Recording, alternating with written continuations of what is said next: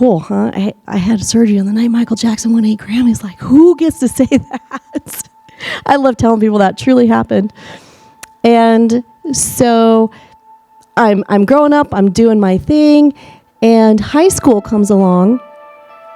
And I have to tell you, when I was in youth group, I was so terrible. I would leave. There was enough people to keep the youth pastor occupied that I could just leave and no one knew I was gone. I got really good at hiding. And then I started just leaving and walking around Longmont.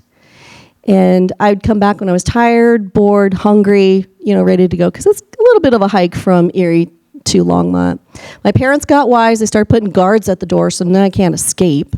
Now I just have to be there, right? And I did not want to be there. So the beginning of my junior year, God says, hey, I'm calling you to youth ministry. And I was like, wrong number, click. He said, no, I want you to go into youth ministry. I said, I do not want to work with people like me. I'm not going to do it. Now, if I could be the next Amy Grant, that would be cool because I like singing and dancing and I like big hair and, I like that. He was like, no, ministry. I was like, no, not going to do that. And I'm telling you, that God of ours knocked through my entire junior year. And I was like, could you just leave me alone? I am not doing that. When I graduate, I'm not doing church. I got to find somewhere else to go. I don't want to do that.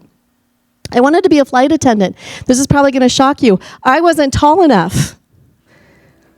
The recruiter comes to my house, and I'm sitting at the table, and I stand up to greet him, and he goes, oh, no, honey, I'm sorry, we can't take it. I was like, wow, judge much? You don't even know me. He's like, no, you're not tall enough. And he's right. I can't reach the overhead compartments. I can't.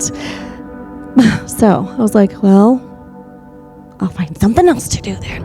I'm going to marry some guy from Washington, D.C., and he's going to be a politician, and we're going to have beautiful blonde children. I don't know where I thought I was going to have a blonde child.